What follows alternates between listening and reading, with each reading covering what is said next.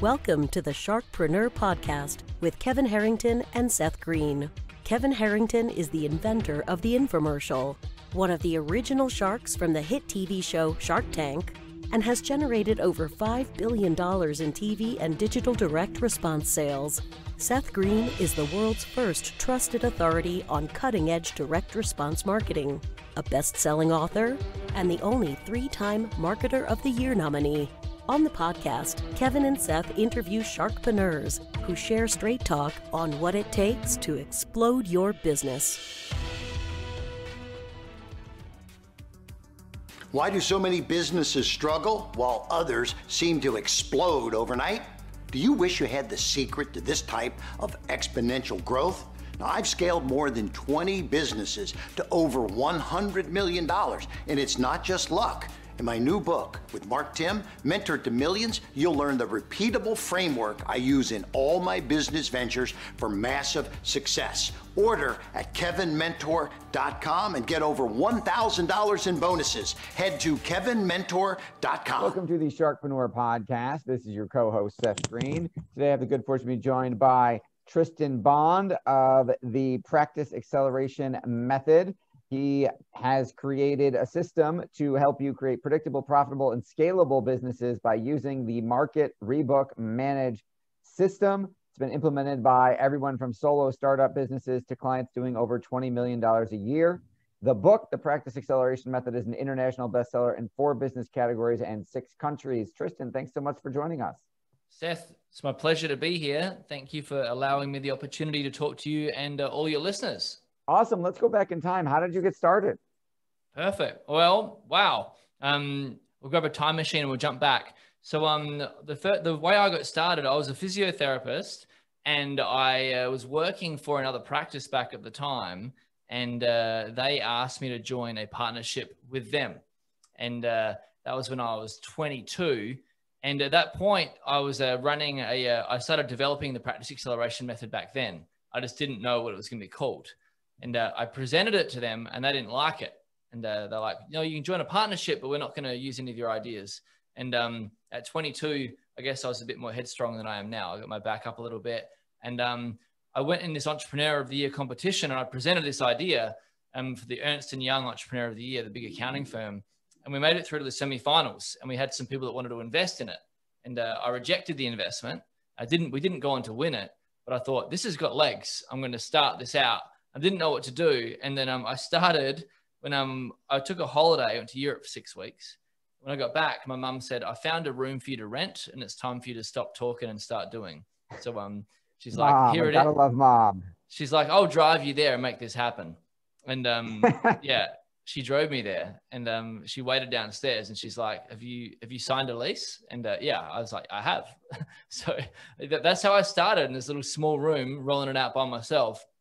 And then started expanding it using this method from there, from bootstrapping. That is really awesome. I love that mom kind of forced your hand. That is terrific. What is the practice acceleration method? So the practice acceleration method, really, the best way I describe it to my audience who are like clinicians, but it also works for really, to be honest with you, this approach works for any business. I would say to my clinicians, guys, you use a clinical reasoning approach to identify what's wrong with a patient. To go, what's up with you, what's going on subjectively, objectively, and provide like a really systematic solution. And the practice acceleration method is exactly that for the business of the clinical side. Like we know that diagnostically, there's going to be a problem with marketing, like getting leads in, and sales in terms of are they actually booking in with you and using your services? And there's going to be issues with scalability. And we need to look at all of those areas. So the method is broken up into 9 distinct functions, 3 under each area of market, rebook, and manage.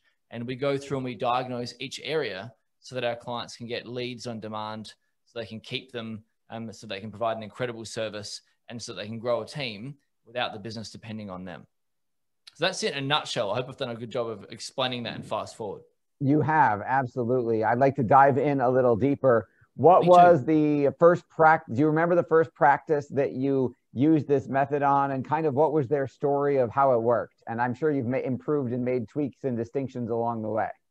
Yeah. So like, I mean, the first one, I tested everything on myself to start with. And to be honest with you, I didn't actually know that it was something unusual. I just thought this is what most people would be doing out there. And then one day what happened is a friend of mine, he owned a practice. He also, ironically, was at the same clinic when I was offered a partnership. We remained friends. And so he went off and did his own thing. He invited me out and said, can you just sit in with me for a day and see what is it that maybe I'm doing wrong that you might be doing differently? I said, sure, probably nothing. But like I sat in with him, and within half an hour of sitting in his waiting room while I was waiting to see him, because he was running late. He was running late. Of course. You know, which is, of course, like he's in healthcare, like it's, you know, it's what happens. So he's running late, and I'm just sitting there and I'm just watching his receptionist or two receptionists actually handle phone calls. And I'm just watching lead after lead just drop through the floor and just shaking my head about what's going on. And so when I met with him, he's like, let's solve my marketing problem. I said, well, we can do that, but I think you've got a conversion problem first. Like, I don't know what's going on at the front, but I've just counted, like, how much do you make per patient if they follow your advice? So on average, $500. I said, well, mate, I've just watched you lose 11.5 grand in the last 30 minutes with bodged calls. Not to mention all the people walking out the front that have left without another appointment and are scratching their head wondering what's wrong, like how they actually going to recover without your help. Like, so I started working with my friend Andrew. I said, look, I'll give you some help for free. And then after I helped him, one day he said, man, we're making an extra 250 grand a year run rate because of that advice you gave me. Can I pay you? I said, no, of course not. Like, I don't want to take your money. But I left that meeting going, I should probably do this and see if other people are willing to pay as well. So that was my first interaction with it. And I left there pretty excited going, this is what I love doing. I had no idea that other people might value this. It's like, you know, you just don't know what other people value if you're stuck in your own silo in small business. And that's where I'd been to that point. That is awesome. So so you did it for yourself, you did it for that practice. When did you branch out into helping on a much larger scale? In 2008, I was headhunted by a consulting firm. Like, we hear what you're doing and we'd like you to come work for us. Started doing that, which was fun, but I wasn't able to use my method because they had their own. So I did that with them for 12 months. And I was like, look, I definitely love coaching and consulting. So I know that you're like the king of direct response copywriting. So I was like, I didn't know how to do that. I'm like, if I can get a copywriter on my side, I'm up and running. So it was in 2009. 2009, I was like, all right, that's it. Okay, I'm not going to work with this other company anymore. My method, I feel so passionate about it. I'm going to hire a copywriter. And ran this ad in the Australian Physiotherapy Association magazine. And it was a one-pager. I think we spent like $7,000 or $8,000 on it. And I got 3 clients from that joined. I was like, yay, they're my first 3 clients. And one of them is still a really good friend of mine now, all this, like, 11 years later, which is or 12 years later now, which is pretty cool. That's how I got started. So direct response writing in industry magazines. And then as the internet started taking off, obviously now Facebook and Instagram, LinkedIn and YouTube, but back then a lot of Google ads and so on. But yeah, started with direct response ads. That is absolutely awesome. So how then, tell us a little bit about the way the business looks now. Oh, absolutely. Wow.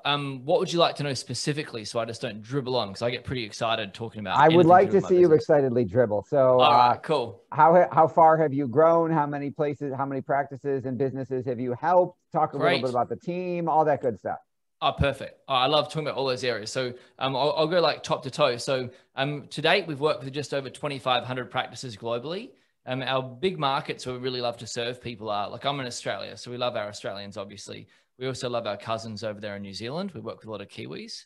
And we've really got a big presence now in the United States, Canada, and the United Kingdom. So we've got, they're our clients, all those spaces. We currently have, as of yesterday, 460 practice owners that are using our method globally that are part of our program, which is incredibly exciting. So, we're now a $10 million a year business, and we're looking to go a lot bigger than that. Our focus right now is on scaling up our team and scaling up our infrastructure. So we've got a good sized team here in Adelaide. I'd have to do a head count because I'm a little embarrassed to know this, but I think we have 9 in the office. Is it 9? I've got a thumbs up. There's 9 in the office.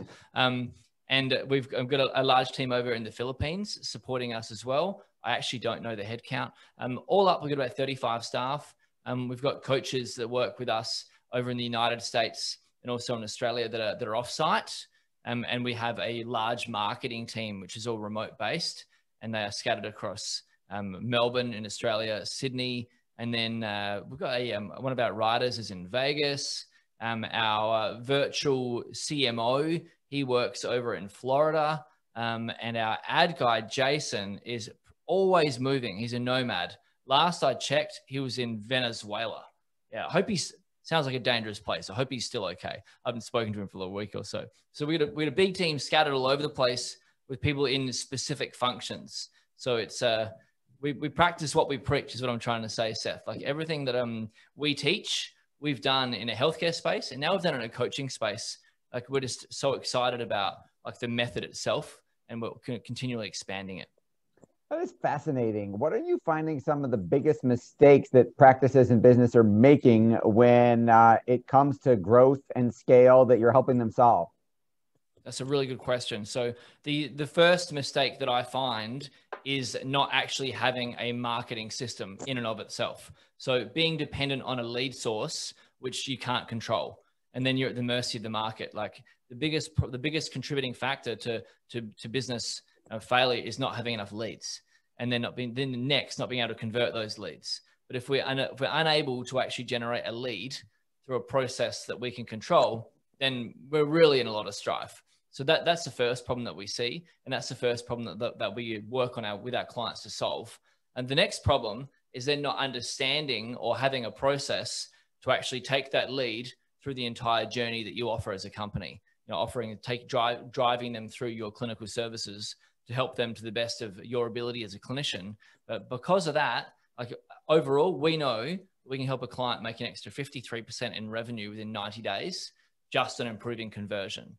That's one heck of a guarantee. That's one heck of a growth rate in a short period. Most people would be happy. Most physios would be, or practice owners, heck, most companies would be happy with that over a period of years. That's incredible that you're doing it that fast.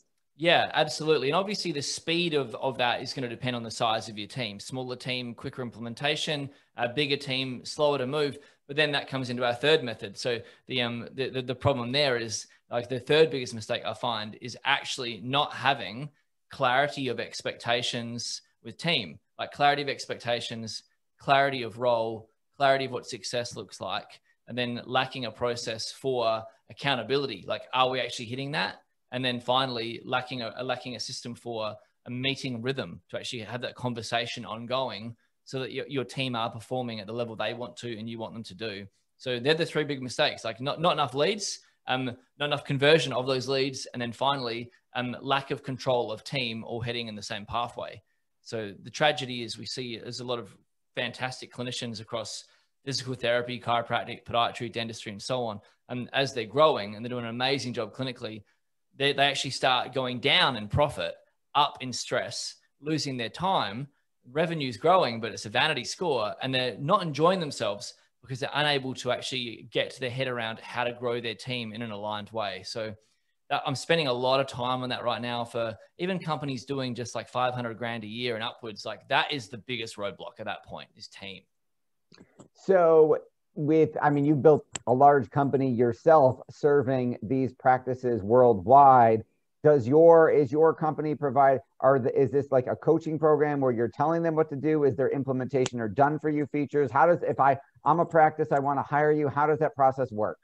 Yeah, that's a really good question. So, and I've dug into this so hard over the years. We did a traditional coaching model.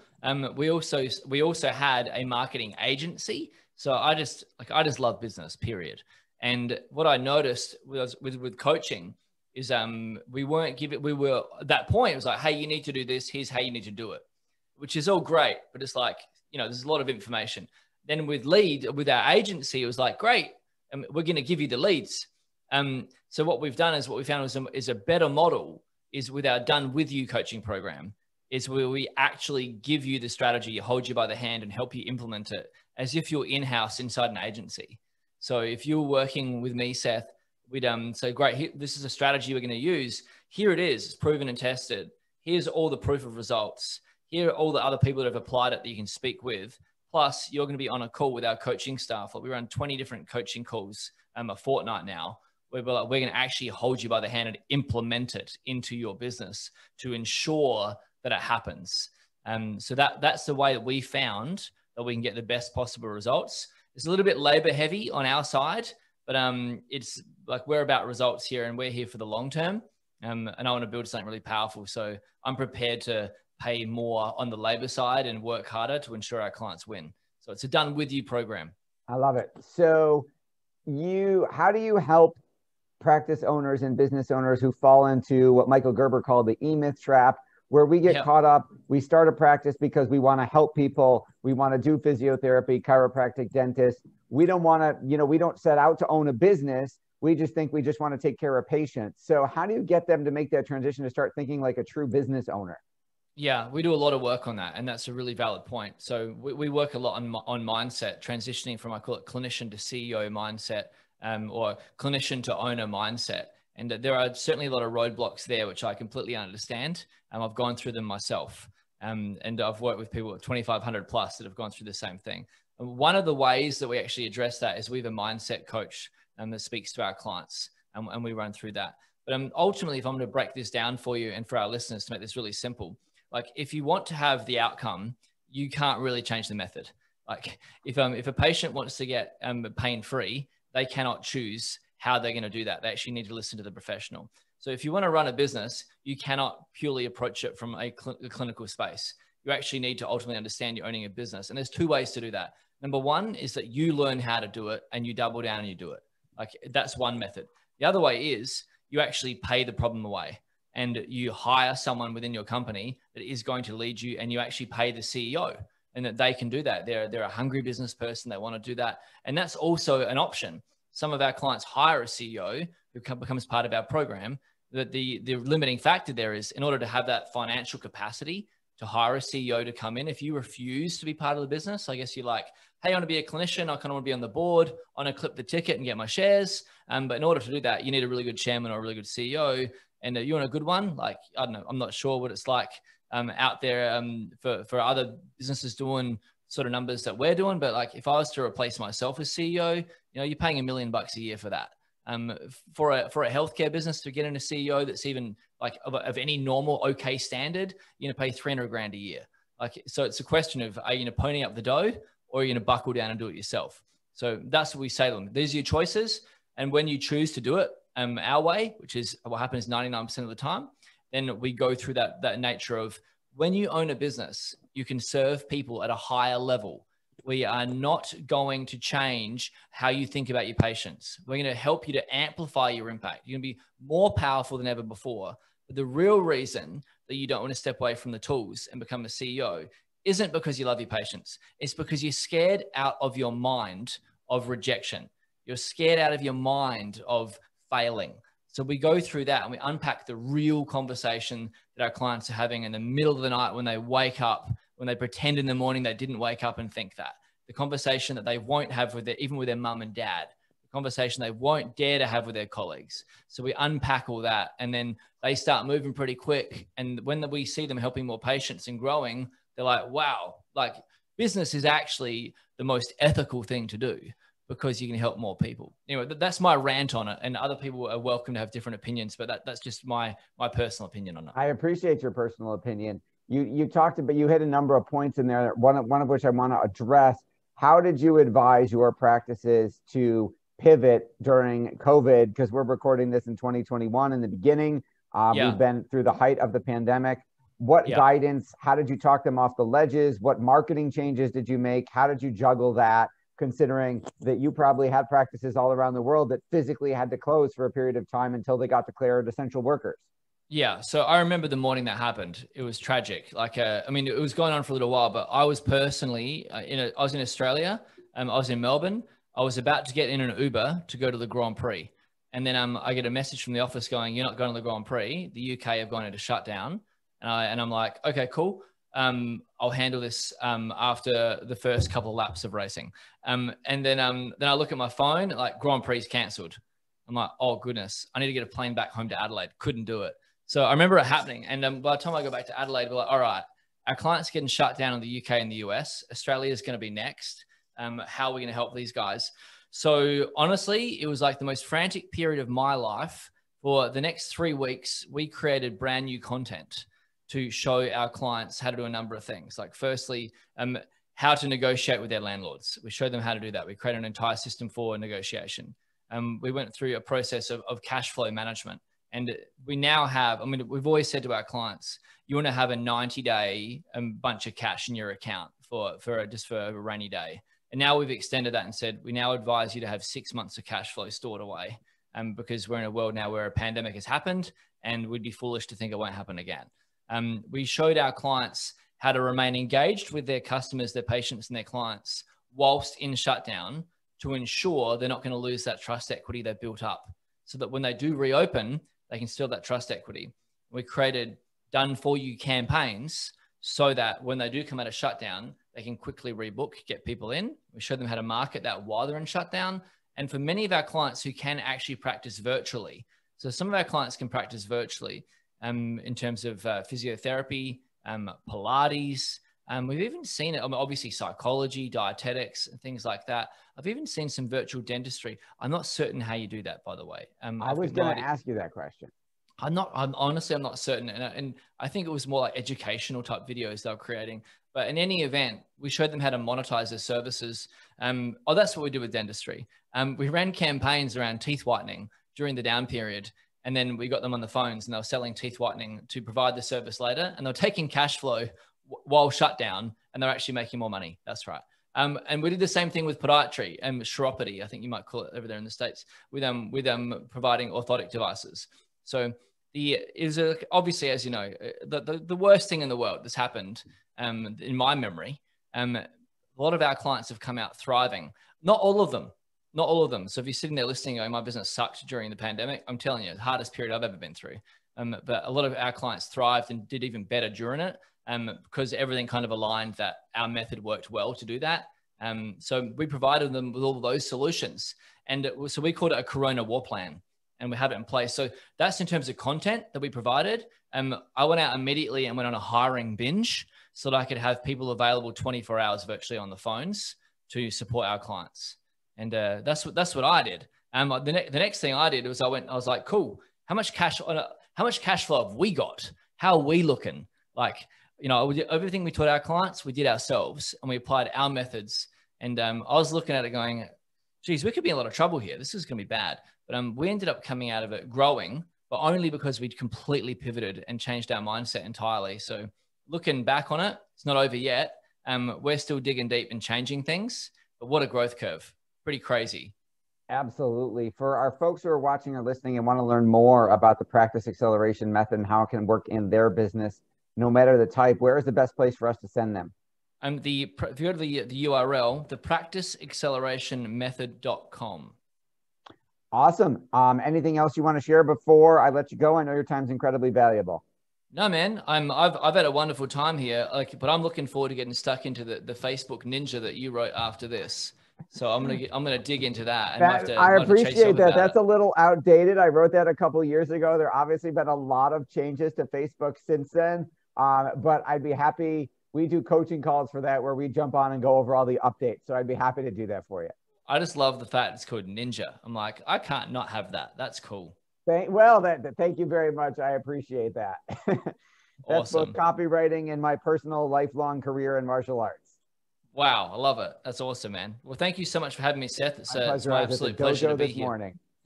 Thank you, man. This has been Seth Greene for Sharkpreneur with Tristan Bond of Practice Acceleration Method. Tristan, thanks again.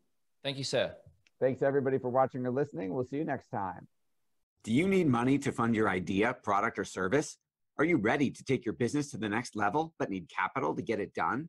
Kevin Harrington has heard more than 50,000 pitches and knows how to help you make the perfect pitch to get the funding for your entrepreneurial dream.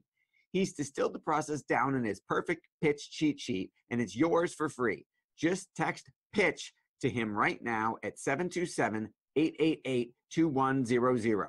Text PITCH to 727-888-2100 right now and claim your free perfect pitch cheat sheet.